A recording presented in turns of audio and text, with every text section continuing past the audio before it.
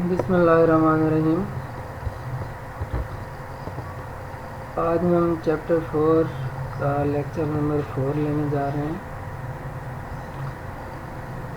पिछले लेक्चर में हमने लंदन फोर्सेस के बारे में पढ़ा था कि वो क्या होती हैं, dipole, instantaneous dipole, induced dipole वगैरह कैसे बनते हैं।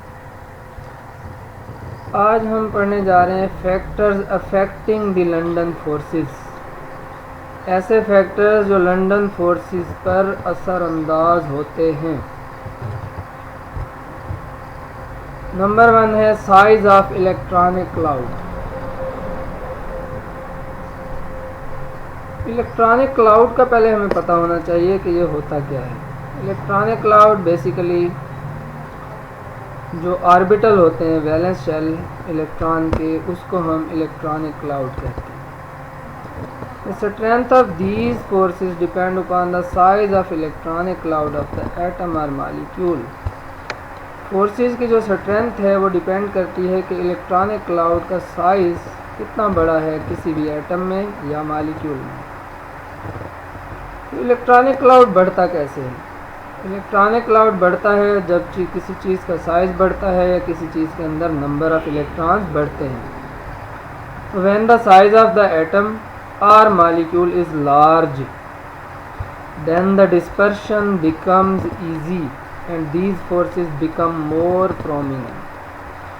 जब किसी एटम का साइज या मॉलिक्यूल का साइज बड़ा हो जाता है तो उसके इलेक्ट्रॉन डिस्पर्स आसानी से हो सकते हैं and these forces become more prominent, और उसके नतीजे में डाइपोल क्रिएट होता है। जितना आसान डिस्पर्शन होगी, यानी वो जो हमने बात की थी पिछले लेक्चर में कि दो एटम्स जब एक दूसरे के पास आते हैं तो उनके जो वैलेंस इलेक्ट्रॉन्स होते हैं वो एक दूसरे को रिपेल करते हैं। उस रिपल्शन की वजह से इलेक्ट्रॉन डेंसिटी डिस्टर्ब हो जाती है और वो डिस्पर्स हो जाते हैं। इलेक्ट्रॉन डिस्पर्स हो जाते हैं, किसी एक साइड पे चले जाते हैं और उसके नतीजे में डाइपोल क्रिएट होता है। अगर डाइपोल जितना आसानी से क्रिएट होगा, ये फोर्सेस उतना ही ज़्यादा स्ट्रॉन्ग और नुमायाँ हो जाएंगी। प्रोमिनेंट मीन नुमायाँ हो जाएंगी, बिल्कुल वाज़े हो जाएंगी, बढ़ जाएंगी। Example, elements of zero group in the periodic table are all mono atomic gases. Zero group जो है वो ग्रुप 8 है जिसमें नोबल गैसेस हैं। सारी की सारी मोनो एटॉमिक हैं, हर गैस एक एटम पर मुश्तमिल होती है। मोनो एटॉमिक मॉलिक्यूल्स होते हैं। There boiling points increase down the group from helium to radon. इनके बॉइलिंग पॉइंट हीलियम से रेडॉन की तरफ बढ़ते हैं। क्यों इनके बॉइलिंग पॉइंट जो हैं बढ़ रहे हैं? The atomic number increases down the group and the outermost electrons move away from the nuclei. जो साइज बढ़ेगा एटॉमिक नंबर भी इंक्रीज होगा और उसके नतीजे में जो इलेक्ट्रॉन होंगे वो सेंट्रल जो न्यूक्लियस है उससे मूव अवे हो जाएंगे, उससे बहुत दूर चले जाएंगे। जितना इलेक्ट्रॉन न्यूक्लियस से दूर होगा, न्यूक्लियस की फोर्स ऑफ अट्रैक्शन उसके ऊपर कम होगी और उसके नतीजे में ये जो बात हमने पढ़ी थी कि डिस्पर्शन बिकम्स इजी, डिस्पर्शन आसान हो जाएगी और उसके नतीजे में डाइपोल बन जाएगा। और जब डाइपोल बनेगा तो ये फोर्सेस स्ट्रॉन्ग हो जाएंगी। यही बात यहाँ आगे बता रहा है कि इस केस में dispersion of electronic cloud becomes more and more easy, क्योंकि इलेक्ट्रॉन और न्यूक्लियस से बहुत दूर चले गए हैं।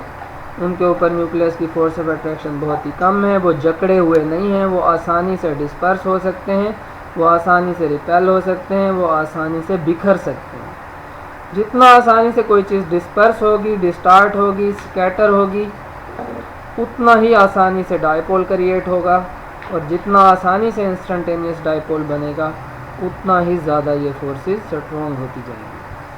So the polarizability of these atoms goes on increasing, as a result London forces are increased. अब ज़रा ये देखते हैं, ये हीलियम है, एटॉमिक नंबर 2 है, इसका इलेक्ट्रॉनिक क्लाउड सबसे छोटा है। नियान में 10 इलेक्ट्रॉन है, atomic number, number of electron या नंबर ऑफ प्रोटॉन। तो नियान में 10 इलेक्ट्रॉन हैं, आर्गन में 18 हैं, इसका इलेक्ट्रॉनिक क्लाउड उससे भी बड़ा है। सो रेडॉन का इलेक्ट्रॉनिक क्लाउड सबसे बड़ा है। और अब हम इस इलेक्ट्रॉनिक क्लाउड के साइज़ को मैच करते हैं इनके बॉयलिंग पॉइंट से। जो चीज़ माइनस में जितना ज़्यादा होगी वो वैल्यू उतना ही कम होगी। तो सबसे कम बॉयलिंग पॉइंट हीलियम का, क्योंकि इलेक्ट्रॉनिक क्लाउड थोड़ा है। इलेक्ट्रॉनिक क्लाउड में इजाफा हुआ, बॉयलिंग पॉइंट बढ़ गया, मज़ीद इजाफा हुआ, बॉयलिंग पॉइंट मज़ीद बढ़ गया। सबसे ज़्यादा इलेक्ट्रॉनिक क्लाउड रेडॉन का है, सबसे ज़्यादा बॉयलिंग पॉइंट भी रेडॉन का है।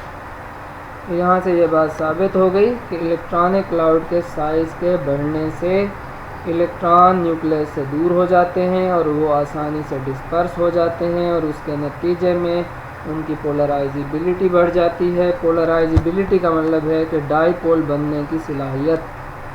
जितना आसानी से डाईपोल बनेगा, लंदन फोर्सेस उतना ही ज़्यादा इंक्रीज़ हो जाएंगे। नेक्स्ट देखते हैं जी पोलराइजिबिलिटी। अब इसको ज़रा डिटेल में देखते हैं कि पोलराइजिबिलिटी बेसिकली है क्या। Polarisability is the quantitative measurement of the extent to which the electronic cloud can be polarised और डिस्टार्टेड।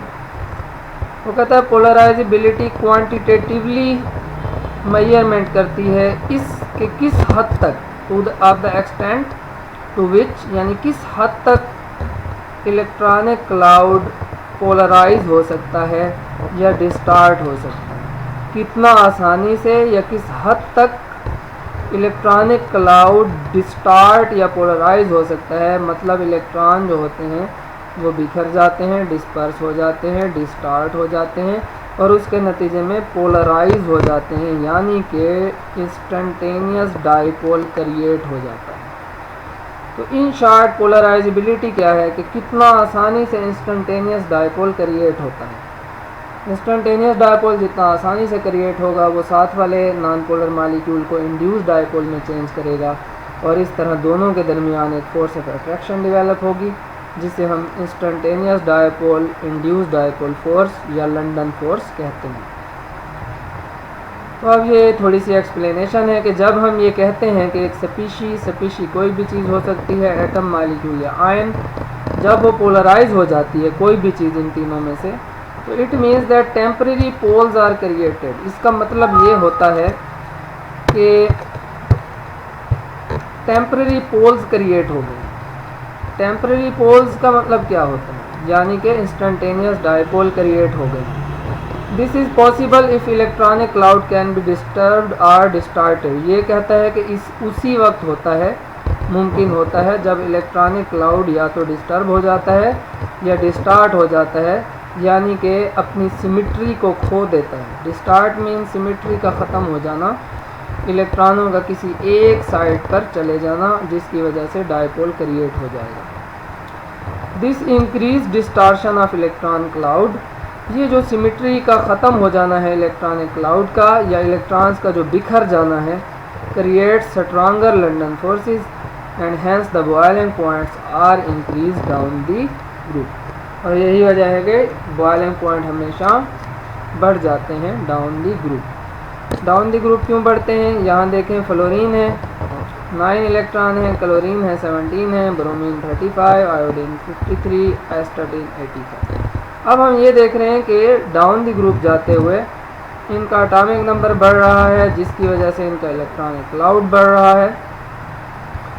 और चूँकि इलेक्ट्रॉन न्यूक्लियस से दूर जा रहे हैं, लिहाजा डिस्टार्शन इलेक्ट्रॉनिक क्लाउड की जो है वो बढ़ जाएगी, क्योंकि न्यूक्लियस की फोर्स ऑफ अट्रैक्शन जो है वो इलेक्ट्रॉन्स के ऊपर कम होना शुरू हो गई है, जिसकी वजह से उनका डिस्टर्ब होना या डिस्टार्ट होना आसान हो जाता है।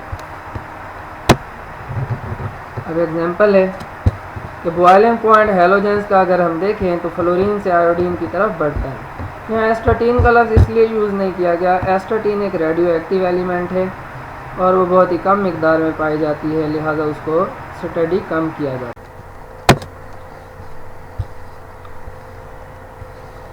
हाँ जी, बात चल रही थी कि एस्टाटीन जो है वो बहुत ही कम मिकदार में पाई जाती है, लिहाजा उसको स्टडी नहीं किया जाता। इसलिए हम बात कर रहे हैं फ्लोरीन से आयोडीन की। तो जितनी भी हेलोजेंस हैं वो नॉन पोलर डायटोमिक मॉलिक्यूल हैं, लेकिन एक बिग डिफरेंस है उनकी फिजिकल स्टेट्स में रूम टेम्परेचर पे। इसकी रीज़न क्या है? फ्लोरीन गैस है, बॉयल होती है -188.1 डिग्री पे, जबकि आयोडीन सॉलिड है और बॉयल हो रहा है 184.4 डिग्री पे, प्लस 184.4 डिग्री। इतना ह्यूज डिफरेंस इन दोनों के बॉयलिंग पॉइंट में और इनकी फिजिकल स्टेट्स में किस वजह से है? क्योंकि आयोडीन का साइज़ बहुत बड़ा है, पोलराइजेबिलिटी भी आयोडीन की सबसे ज़्यादा होगी। पोलराइजेबिलिटी डिपेंड करती है साइज़ ऑफ एटम के ऊपर या साइज़ ऑफ मॉलिक्यूल के ऊपर। The polarisability of iodine molecule is much greater than that of fluorine. ये इसकी रीज़न है जो एंड में बताई गई। तो आयोडीन का साइज़ फ्लोरीन से बहुत बड़ा होने की वजह से लंदन फोर्सेस स्ट्रॉन्ग हो गई और बॉयलिंग पॉइंट में बहुत ज़्यादा इजाफा हो गया।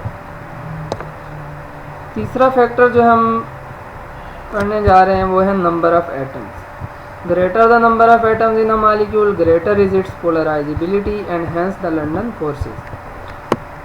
नंबर ऑफ एटम्स किसी मॉलिक्यूल में जितना ज़्यादा होंगे उसकी पोलराइजेबिलिटी यानी उसकी डायपोल इंस्टेंटेनियस डायपोल में कन्वर्ट होने की जो सलाहियत है वो बहुत ज़्यादा बढ़ जाएगी। जब इंस्टेंटेनियस डायपोल बनता है तो वो फिर एक इंड्यूस डायपोल बनाता है और फिर वो एक दूसरे को अट्रैक्ट करते हैं और उसके नतीजे में लंदन फोर्सेस स्ट्रॉन्ग हो जाते हैं।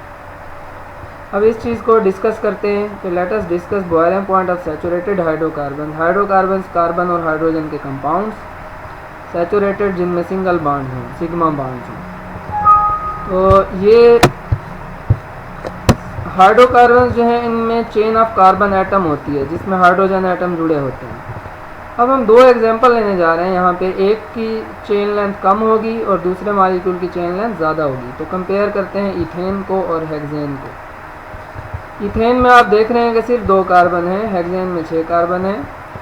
तो बॉयलिंग पॉइंट का डिफरेंस देखेंगे तो यहाँ से आइडिया होगा कि नंबर ऑफ एटम से कितना ज़्यादा फ़र्क पड़ जाता है बॉयलिंग पॉइंट में, फोर्स ऑफ अट्रैक्शन में। तो दे है बॉयलिंग पॉइंट्स -88.6 डिग्री इथेन का, 68 पॉजिटिव है ये वैल्यू, 68.7 डिग्री हेक्सेन का। तो एक ह्यूज डिफरेंस है दोनों के बॉयलिंग पॉइंट में। वजह क्या है?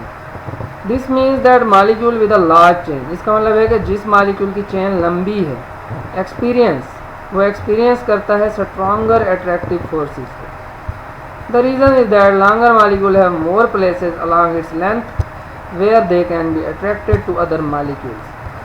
वजह यह है कि जो बड़ा लंबा मॉलिक्यूल है उसमें उतनी ही ज़्यादा जगहें हैं उसकी लेंथ के अलॉन्ग जहाँ पर वो अट्रैक्ट कर सकता है दूसरे मॉलिक्यूल को। यानी अगर आसान अल्फाज में मैं बताऊं तो ये 6 कार्बन हैं, तो ये दूसरे हेक्सेन के मॉलिक्यूल को 6 जगह पर अट्रैक्ट कर सकता है।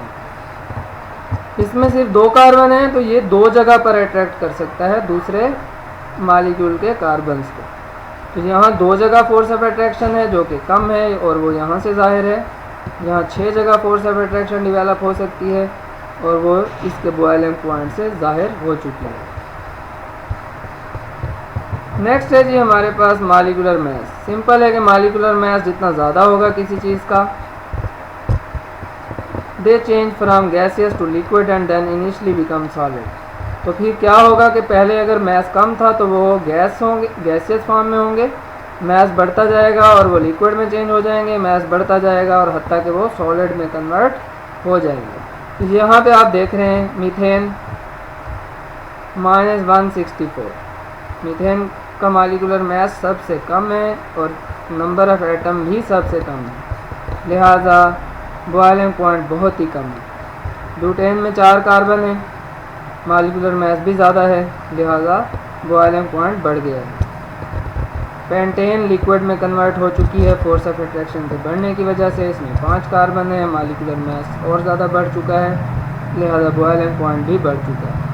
आखिरी देखें आइसोडेकेन, 10 से भी ज़्यादा इसमें कार्बन के एटम्स हैं, बॉयलिंग पॉइंट भी मैक्सिमम है और फोर्स ऑफ अट्रैक्शन के बहुत ज़्यादा बढ़ने की वजह से ये सॉलिड में कन्वर्ट हो चुका है। यहाँ से साबित हुआ कि मॉलिक्यूलर मास के बढ़ने से लंदन फोर्सेस बढ़ती हैं नंबर ऑफ एटम्स के बढ़ने से भी लंदन फोर्सेस बढ़ती हैं। पोलराइजेबिलिटी के बढ़ने से भी लंदन फोर्सेस बढ़ती हैं। पोलराइजेबिलिटी साइज़ पर डिपेंड करती है। और साइज़ ऑफ इलेक्ट्रॉनिक क्लाउड के बढ़ने से भी लंदन फोर्सेस बढ़ती हैं। ये 4 फैक्टर्स थे। ये एक लॉन्ग क्वेश्चन भी है, बाकी इसके अंदर शॉर्ट क्वेश्चंस हैं। तो टॉपिक से रिलेटेड जो शॉर्ट क्वेश्चंस हैं वो किसी नेक्स्ट लेक्चर में जो है इंशाल्लाह हम पढ़ेंगे। अब के लिए इतना काफ़ी है। अल्लाह हाफ़िज़। इंशाल्लाह नेक्स्ट लेक्चर में।